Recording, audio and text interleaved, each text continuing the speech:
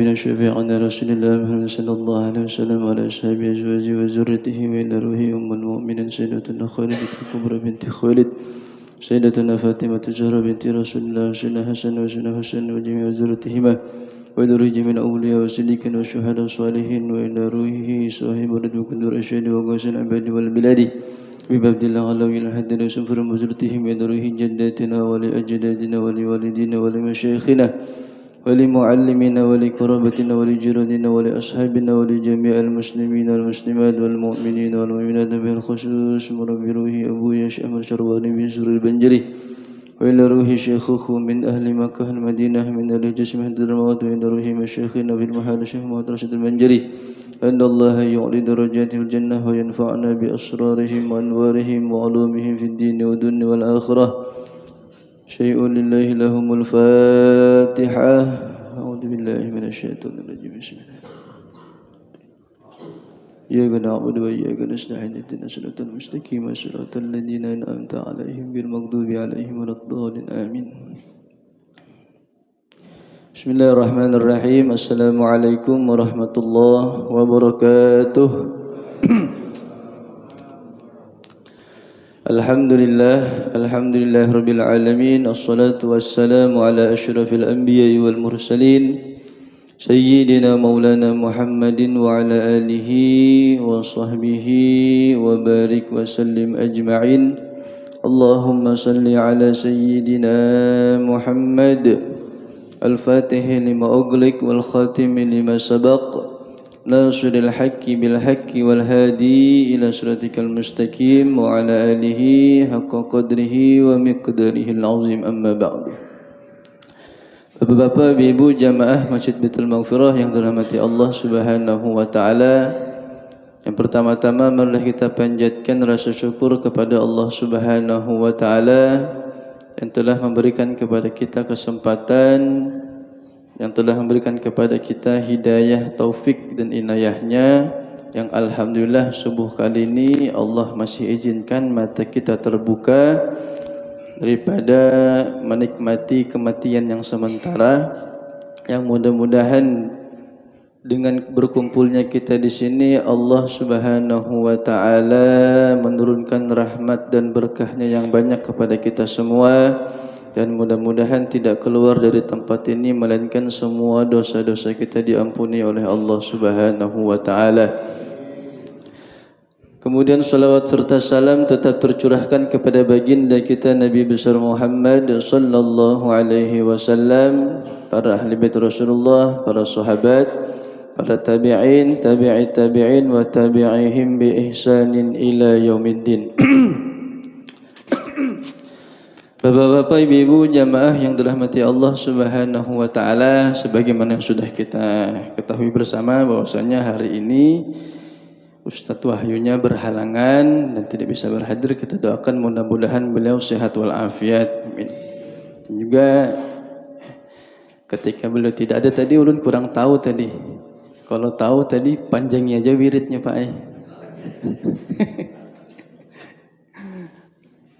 Sedikit ulun sampaikan hadis dari baginda Nabi Muhammad sallallahu alaihi wasallam yang mudah-mudahan memberi manfaat bagi ulun pribadi khususnya dan kepada jamaah sekalian. Bismillahirrahmanirrahim.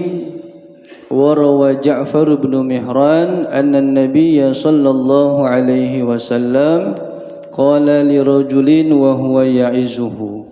Dari Ja'far bin Mihran bahwa Nabi Muhammad sallallahu alaihi wasallam bersabda kepada seorang laki-laki sambil menasihatinya. Kata Nabi, igtanim khamsan qabla khamsin, syababaka qabla hiramika, wa sihhataka qabla saqamika, wa faragaka qabla syughlika, wa ginaka qabla fakrika, wa hayataka qabla mautika. Kata Nabi kepada seorang laki-laki menasihati, kata Nabi, perhatikanlah 5 sebelum datangnya yang 5, kata baginda Nabi Muhammad.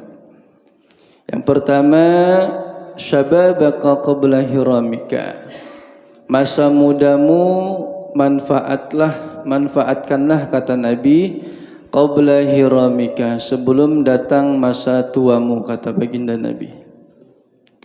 Wasihataka qabla saqamika, masa sehat engkau, kata Nabi, manfaatkanlah sebelum datang masa sakit. Wa faragaka qabla syughlika, dan waktu luangmu sebelum nanti kamu sibuk, kata Nabi. Wa ginaka qabla fakrika, dan manfaatkanlah masa kayamu sebelum datang masa miskinmu. Wa hayataka qabla mautika, kata Nabi, dan manfaatkanlah masa hidupmu sebelum datang masa kematianmu. Jadi 5 nasihat ini cukup bagi seorang laki-laki dan khususnya bagi umat Nabi Muhammad sallallahu alaihi wasallam. Masa sehat dipergunakan sebaik mungkin sebelum datang masa sakit. Masa muda dimanfaatkan sebaik-baiknya, dibuat untuk ibadah sebelum nanti datang masa tua. Kemudian masa waktu kosong, artinya waktu belajar, dimanfaatkan betul-betul sebelum nanti kalau sudah sibuk tidak bisa belajar lagi. Artinya masa luang, waktu kosong, jangan dibiarkan gitu aja. Dimanfaatkan dengan hal-hal kebaikan sebelum datang nanti masa sibuk yang tidak mampu lagi beramal, bekerja. Wa ginaka qabla fakrika, manfaatkan masa kaya, mumpung ada rezeki lebihan, dimanfaatkan rezeki itu sebelum datang nanti masa fakrika, masa fakir. Kita ini tidak selamanya kaya juga, nanti di akhir hidup pun menjadi miskin juga, cuma membawa 3 helai kain aja. Wa hayataka qabla mautika, dan masa hidup, kata Nabi, kalau Allah berikan masih izin hidup, manfaatkan sebaik-baiknya. Gunakan buat beribadah, gunakan buat kebaikan, gunakan buat untuk semata-mata mencari ridhonya Allah Subhanahu wa ta'ala. Karena kalau masih hidup masih bisa beramal. Sebelum, kata Nabi, datang di masa kematian engkau. Kalau sudah meninggal, baru merasakan bagaimana nikmatnya ketika hidup beramal. Tapi karena sudah Allah tentukan takdirnya, maka sudah menerimalah takdir tersebut. Yang pertama, syababaka qabla hiramika, masa mudamu dimanfaatkan sebelum masa tua. Faqad jama'a an-nabiy sallallahu alaihi wasallam fi hadhihi al-khamsi ilman katsiran. Lianna ar-rajul yaqdiru 'ala al-a'mali fi hali shababihi ma la yaqdiru 'alaihi fi hali hiramihi. Maka sesungguhnya Nabi Muhammad sallallahu alaihi wasallam menghimpunkan ilmu ini banyak. Karena bahwasanya, kata Nabi, seorang laki-laki mampu atasnya beramal yang banyak di waktu masa mudanya, namun tidak mampu banyak beramal di masa tuanya. Kalau masih muda, kuat duduk lama. Kalau masih muda, masih bisa nulis, mencatat nasihat-nasihat ulama. Waktu masih muda, ibadah 8 rakaat, 10 rakaat, bahkan 20 rakaat masih tahan. Mata masih terang melihat, telinga masih kuat jelas pendengaran, tangan, kaki, semua tubuh kalau di masa muda enak beribadah, kalau itu diberikan hidayah dan taufik oleh Allah. Imamnya lama kah, baca surah kah, panjang kah, pendek kah, nak jadi masalah. Kalau masih muda malah. Coba kalau sudah tua, uyuh sudah. Jumat, sejadah sama al-insan, wah, bergetar batis itu. Nah, itu. Jadi kekuatan di masa muda dan di masa tua itu berbeda. Jadi kata Nabi, kalau di masa muda itu bisa banyak beramal sebabkan masih kuat. Tapi kalau sudah di masa tua, kurang amalnya. Kurang sudah. Karena terbatas penglihatan mata, karena tapi jelas. Berdiri lama tidak sanggup, duduk lama tidak sanggup juga. Dari besila ulah berubah tahiyatul masjid, berubah duduk hamba, berubah tuhunjur batis. Ini pun bian berubah batis pian satu orang aja ampihan kita sudah ini. Kelawasan berarti itu penceramahnya. Tuh. Kalau masa muda, mudah masih beramal. Mudah untuk apa-apa aja tuh insyaallah kuat aja beribadah. Asal Allah berikan taufik dan hidayah juga. Kadang-kadang yang muda juga belum tentu juga bisa beribadah. Nah, itu. Tapi kata Nabi yang di masa kuat-kuat beribadah tuh di masa muda. Wali'anna syababa idza ta'awwada 'alal ma'siyati la yaqdiru 'alal imtina'i minha fi hali hiramihi. Dan karena bahwasanya di masa muda apabila membiasakan atas berbuat yang maksiat, la yaqdiru 'alal imtina'i minha fi halihi ramihi, maka niscaya tidak mampu atau sulit atasnya menegah daripada maksiat itu di waktu tua. Jadi bahaya juga lah kata Nabi kalau di masa muda itu dia manfaatkan banyak berbuat maksiat, nanti ketika sampai di masa tua itu agak susah untuk menghindari perbuatan yang dikerjakannya dari muda itu. Agak susah tapi mungkinan bisa kalau Allah beri hidayah. Tapi karena sudah jadi kebiasaan sampai tua itu terbiasa menggawi itu halnya jadi hal biasa. Padahal orang lihat perbuatan di masa tua kalau berbuat maksiat itu jelek, orang yang melihat. Tapi bagi dirinya yang berbuat karena sudah dari muda kerja, hari-hari terbawa ini sampai di masa tua jadi hal biasa. Itu yang kata Nabi kurang bagus. Maka nanti di masa tua susah dia untuk merubah pekerjaan yang kada bagus itu. Fayambagi lisyabi ay yata'awwada fi hali syababihi a'malal khairi litashula alaihi fi hali hiramihi.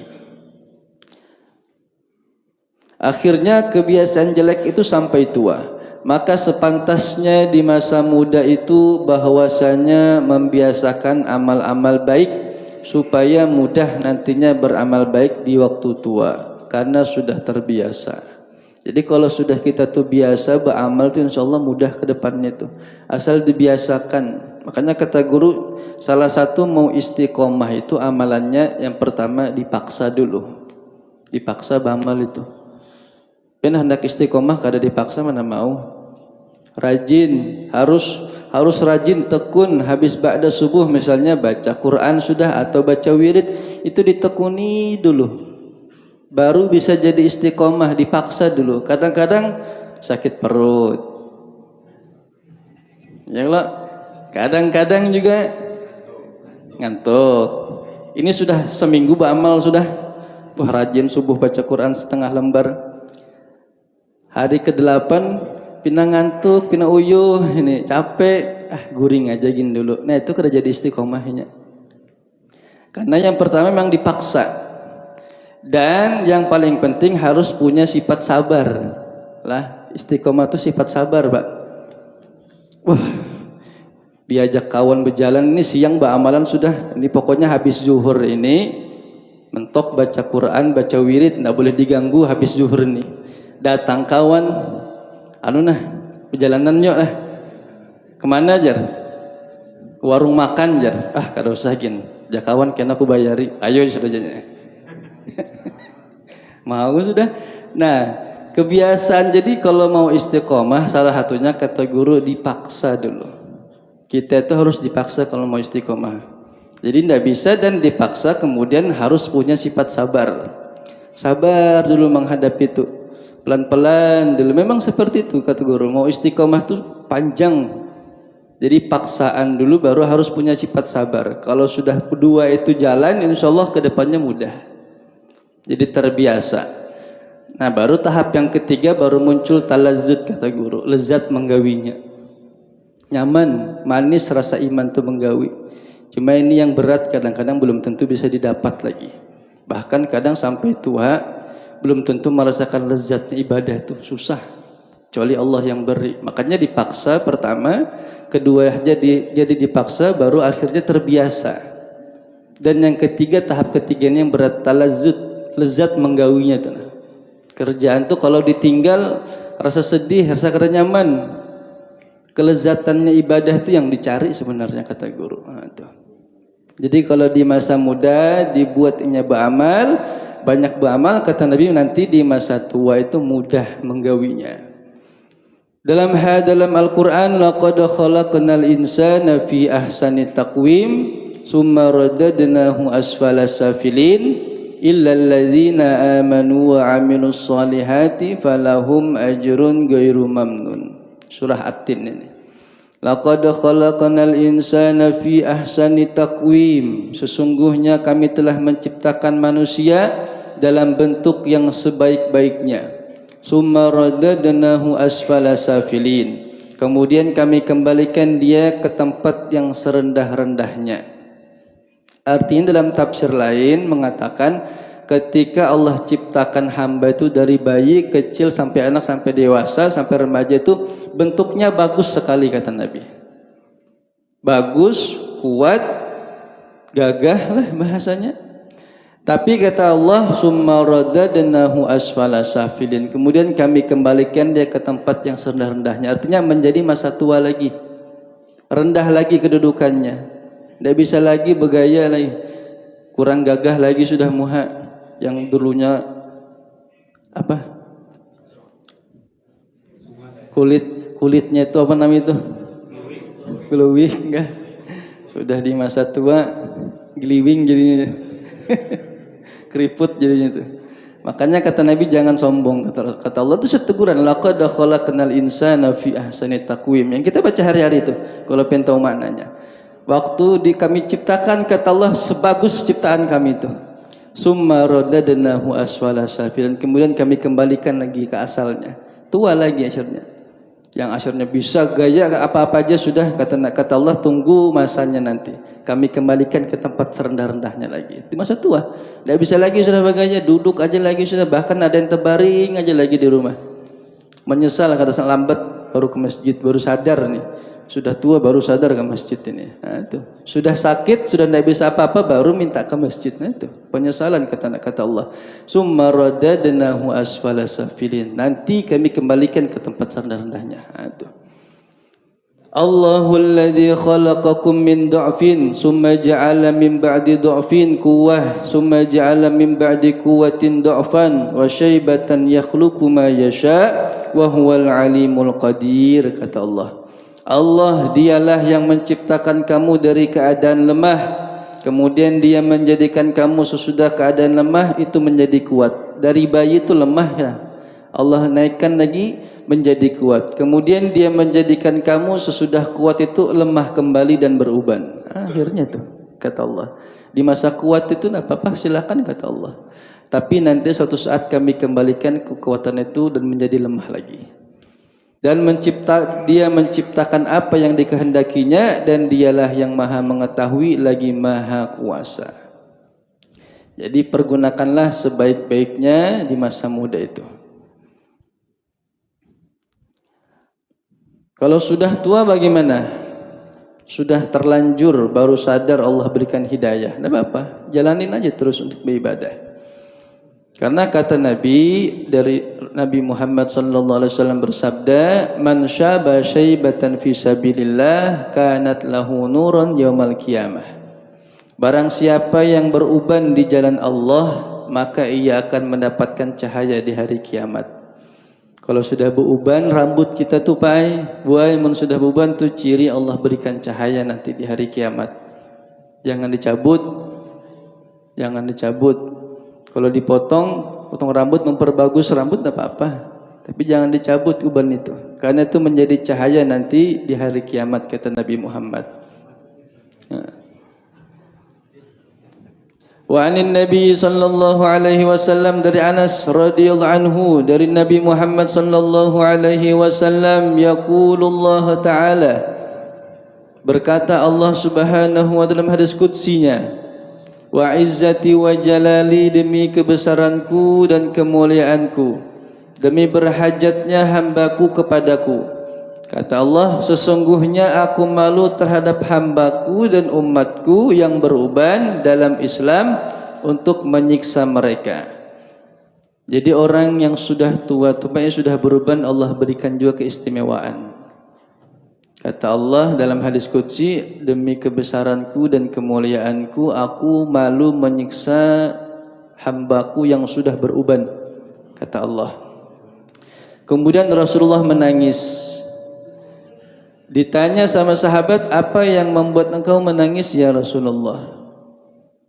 Beliau menjawab, aku menangis untuk seseorang yang membuat Allah itu malu, namun dia tidak malu kepada Allah.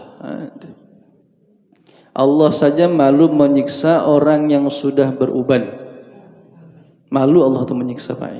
Tapi kata Rasulullah, hamba itu kadang malu disiksa oleh Allah ternyata.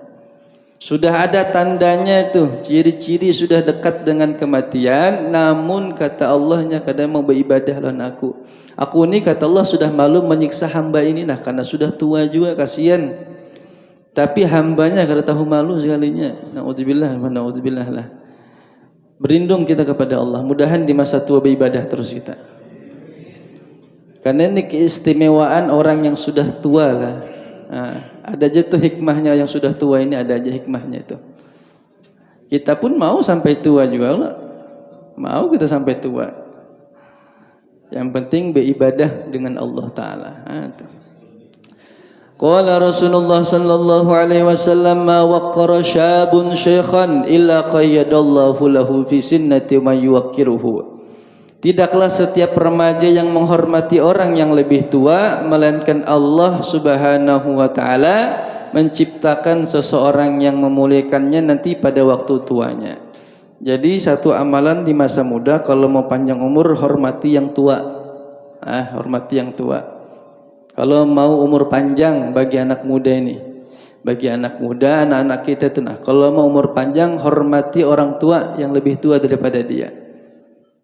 Karena nanti Allah akan menciptakan seseorang hamba yang nanti di masa tua pasti dia dimuliakan juga. Sebagaimana dia muliakan di waktu muda orang tua, nanti ketika dia tua Allah ciptakan juga satu makhluk yang dia itu dimuliakan. Maka kata Imam Ghazali, ini adalah kabar gembira bahwa umurnya akan panjang dan pahalanya yang akan didapatnya. Jadi memang ada cirinya orang tua umur panjang. Yang pertama tadi disebutkan salah satunya ialah anak muda yang mampu menghormati, memuliakan orang tua yang lebih tua daripada dia. Nanti kata Allah, Allah ciptakan satu makhluk yang dia dimuliakan juga oleh anak muda tersebut. Itu balasan bahasanya, balasan. Jadi kalau mau umur panjang, anak kita tuh dilatih, nak hormati orang tua, yang lebih tua tuh dihormati. Maka itu ciri salah satunya umur panjang. Nah, jadi manfaatkanlah yang pertama di masa mudamu sebelum datang masa tua. Tapi kalau sudah di masa tua sudah datang, sudah kita hadapi, maka pergunakanlah dengan sebaik-baiknya. Karena keistimewaan dari orang yang sudah tua, Allah malu untuk menyiksa mereka. Kemudian nasihat yang kedua, wasihataka qabla saqamika. Pergunakanlah masa sehatmu sebelum datang masa sakitmu. Masa sehat itu apa yang kita manfaatkan kira-kira tuh tergantung pada diri kita masing-masing aja lagi. Masa sehat kita itu, apa yang kita mau gunakan itu yang kita dapat nanti. Salah satu yang paling bagus di masa sehat itu dipergunakan ialah sesuai dengan sabda Nabi, man salaka tariqan yaltamisu fihi ilman sahalallahu lahu bihi tariqan ilal jannah. Ini yang paling bagus, yang kemungkinan besar insyaallah masuk surga. Dalam hadis Nabi, barang siapa menelusuri jalan untuk mencari ilmu padanya, Allah akan memudahkan baginya jalan menuju surga. Jadi yang paling bagus di masa sehat itu, pergunakanlah menuntut ilmu. Nah, itu yang paling bagus. Salah satunya yang paling bagus, rating yang nomor 1, 2, 3 lah. Itu yang paling bagus, sudah menuntut ilmu itu dipergunakan kalau masih sehat. Coba sakit, nah mungkin di sini pian. Jadi dipergunakan di masa sehat itu menuntut ilmu.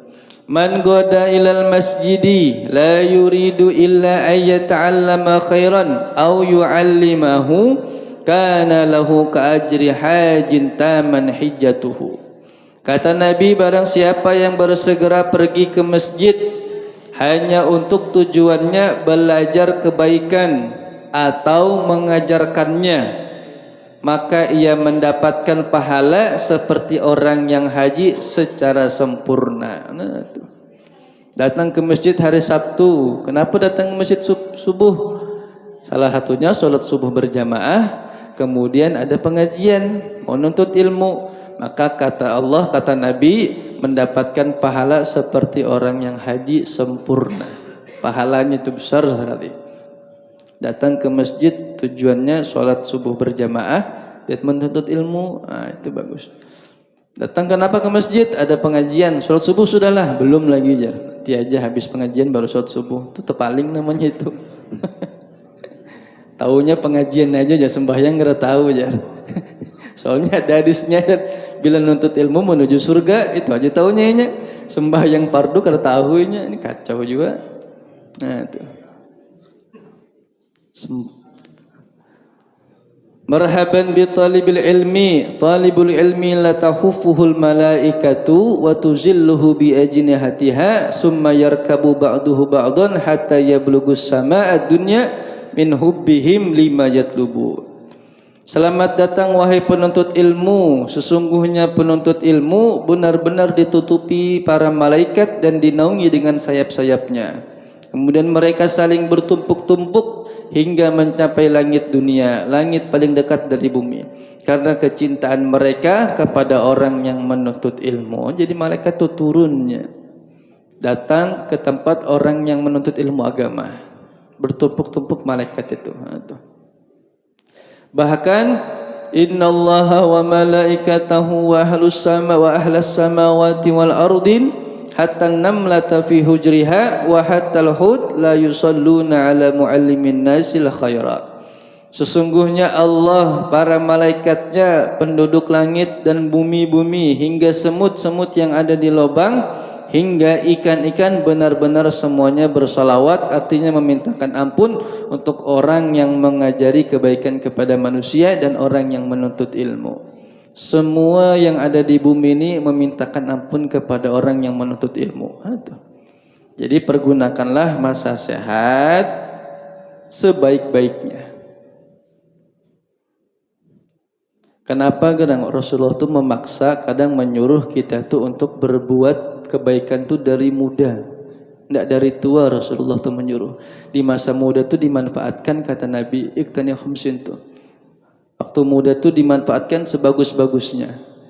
Di masa sehat itu dipergunakan masa sebaik-baiknya. Kenapa? Salah satunya ialah dari sabmi'tu Aba Musa miraran yaqul qala Rasulullah sallallahu alaihi wasallam idza maridal abdu aw safara kutiba lahu misla ma kana ya'malu muqiman sahihan. Nina. Tujuannya makanya ulama-ulama itu di waktu muda itu nuntut ilmu, kalau ketika di masa tua tetap pangkatnya tuh naik di sisi Allah. Bahkan di masa sakitnya aja tetap naik pangkatnya di sisi Allah. Salah satu amalnya ialah di sini sebutkan dalam hadis baginda Nabi Muhammad sallallahu alaihi wasallam, "Iza maridal abdu aw safara kutiba lahu mislu ma kana ya'malu muqiman sahihan." Jika seorang hamba jatuh sakit atau musafir, maka akan dicatat baginya semisal keadaan ketika ia beramal saat mukim atau sehat. Nah itu.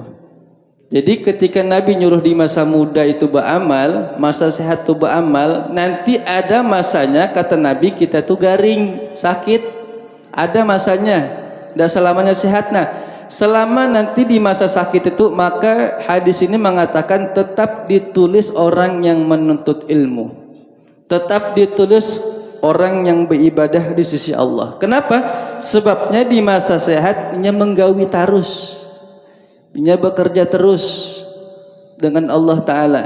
Makanya ulama-ulama itu semakin dia sakit semakin naik pangkatnya. Padahal di rumah aja berdiam. Kada kau lagi sholat jamaah anda bisa lagi. Baca Quran kada kau lagi melihat tapi jelas. Sholat sunnah atau kurang yang biasanya para ulama misalnya segitu karena sudah sakit tidak bisa lagi seperti itu. Maka semisal itulah yang dia gawi terus kerjaan hari-hari itu. Ketika sakit Allah tetap mencatat hamba ini menggawi seperti masa sehatnya. Itu jadi amalan orang-orang ulama itu naik terus baik.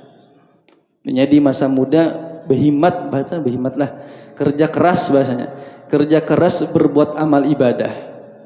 Atau kata Nabi, inya musafir.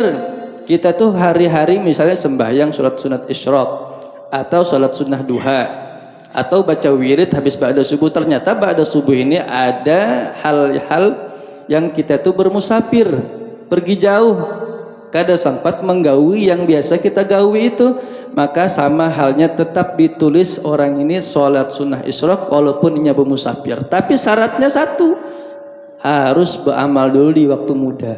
Nah, itu. Jadi walaupun kita musafir tetap tertulis orang ini sholat sunnah isyraq, orang ini tetap baca wirid, pahalanya tetap dapat.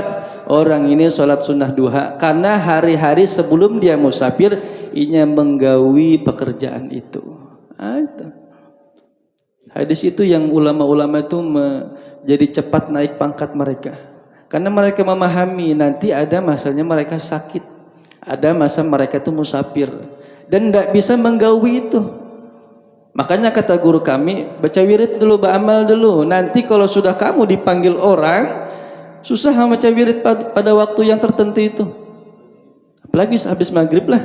Habis maghrib baca wirid nih guru ini. Tahu-tahu undangan selamatan ya. Kan terbaca itu. Karena terbaca sudah. Temundur ke waktu Isya, Isya undangan lagi seharinya. Sampai jam 12 sampai jam 1 teguring sudah. Tetap dicatat orang yang baca wirid, sebabnya sebelumnya menggawi sudah. Makanya kata guru, bekerja beramal dulu di pondok itu, nah beramal dulu ikam kata guru. Sholat sunnah digawi dulu, behimat aja gawi di pondok itu. Nanti kalau sudah kamu sudah keluar, kalau sudah bermasyarakat, pekerjaan itu kadang-kadang tertunda. Sholat duha, tahu-tahu ada kejadian kematian, tidak bisa menggawi sudah itu. Kesibukan macam-macam misalnya itu. Subuh baca wirid, tahu-tahu ada undangan subuh, tidak bisa menggawi subuh itu kada kau istiqomah. Makanya kata guru kami itu di pondok tuh belajar berhimat, katanya kerja keras di pondok ini. Karena sudah di luar nanti susah menggawi istiqomah, itu berat. Karena banyak hal-hal yang orang tuh memang minta hajat kepada kita, kata guru. Nah, di sini disebutkan makanya kalau sudah orang tuh beramal tiap waktu, istiqomah tiap tahun, ketika nanti sakit inya kada kawa menggawi, tetap ditulis orang yang beramal. Inya bekerja terus, beribadah terus kepada Allah, berbuat kebaikan istiqomah. Nanti ketika musafir perjalanan jauh, misalnya umroh, haji, atau keluar kota, luar daerah, tetap ditulis orang ini beramal. Itu yang diinginkan oleh baginda Nabi Muhammad SAW kepada umatnya. Nah, jadi kita perlu itu. Makanya belajar nih kita nih Pak Ai, Bu Ai, belajar terus pian sampai datang masa sakit tetap ditulis orang yang menuntut ilmu. Nah, itu. Maka ketika tetap ditulis orang yang menuntut ilmu, ketika meninggal di kasur, kada heran kata Nabi, orang yang bahkan meninggal di kasur inya niat menuntut ilmu, matinya mati syahid kata baginda Nabi Muhammad. Sebabnya sebelum inya sakitnya menggawi amalan itu. Sebelum inya berjalan jauh musafirnya menggawi amalan itu. Ini yang kita inginkan. Makanya para ulama salafus saleh itu mereka naik terus pangkatnya. Padahal di rumah aja garing sidin, kasihan. Garing sidin menahani ujian itu dari Allah Ta'ala itu. Tapi di sisi manusia itu malah cinta mereka manusia itu kepada mereka. Karena Allah naikkan terus pangkatnya naik terus. Ilmunya naik terus. Sebabnya di masa muda dia pergunakan sebaik-baiknya. Nah, masa sehat sebelum datang masa sakit. Tapi malah kalau sudah datang masa sakit, ada juga kabar gembira dari Nabi Muhammad. Jadi jangan sedih juga. Di masa sehat aku banyak melupakan dari Allah. Sudah sakit baru Allah berikan hidayah, itu pun beruntung masih. Itu beruntung masih diberikan hidayah. Itu pun ada kabar gembira dari Nabi Muhammad. Apa kata Nabi Muhammad? Qala ma yusibul muslim min nasabin wala wasabin wala hammin wala huznin wala azan wala ghammin hatta syaukati yushakuha illa kafarallahu biha min khotoyah. Nah, tidaklah seorang muslim tertimpa suatu penyakit dan keletihan, kekhawatiran, bahkan kesedihan, dan tidak juga gangguan dan kesusahan, bahkan duri yang melukainya, melainkan Allah akan menghapus segala kesalahan-kesalahannya.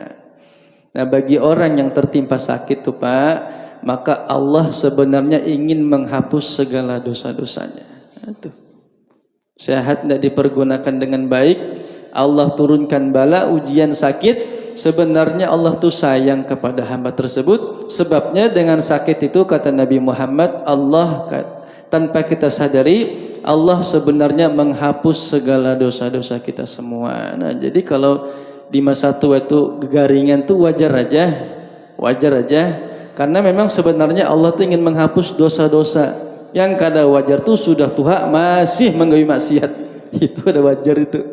Itu ciri Allah kadang mau menghapus dosanya itu. Makanya syukur aja, mun garing itu syukuri Pak, jangan mengeluh. Syukuri kita tuh garing nah. Alhamdulillah rupanya garing juga akhirnya sudah sampai. Di masa tua masih garing tuh syukur, masih ternyata Allah ingin menghapus dosa-dosa itu. Ya sakit sehat-sehatnya orang tua tuh kayak gitu lah. Iyalah. Ya kalau Pak lah. Gitu tuh Bang, sudah sehatnya orang tua. Nah, tapi sakitnya orang tua itu sebenarnya menghapus segala dosa-dosanya. Makanya kata Nabi, hormati yang tua, karena yang tua itu sebenarnya bersih daripada dosa. Nah, itu. Karena setiap sakitnya itu Allah hapuskan segala dosa-dosanya. Itu. Keberuntungan bagi orang yang sudah sakit ini. Tapi kita berharap sehat Bang supaya kuat beribadah. Ya kalau, iyalah. Iya, sehat kuat beribadah, jangan sehat kada beribadah itu rugi namanya. Sehat kuat beribadah, mun sudah sakit sabar kita menjalani hidup itu. Karena di situ ada penghapus dosa. Mungkin cukuplah. Ya, cukup. Mungkin yang sedikit ini mudah-mudahan memberi manfaat bagi ulun pribadi dulu. Doakan ulun pala mudah-mudahan kawa menggawi apa yang ulun sampaikan ini lah. Kadang-kadang penceramah ini bisa nyampaikan aja baik. Menggawinya sulit benar. Nyaman aja Bang Pandir ini sebenarnya. Tapi menggawinya, makanya kata guru yang paling awal orang itu disiksa orang yang punya ilmu kada mengamalkan. Nauzubillah pala. Makanya doakan guru-guru yang menyampaikan di sini lah, mudah-mudahan kawan yang beramalkan. Karena salah satu doa yang paling mustajab ialah mendoakan orang yang jauh.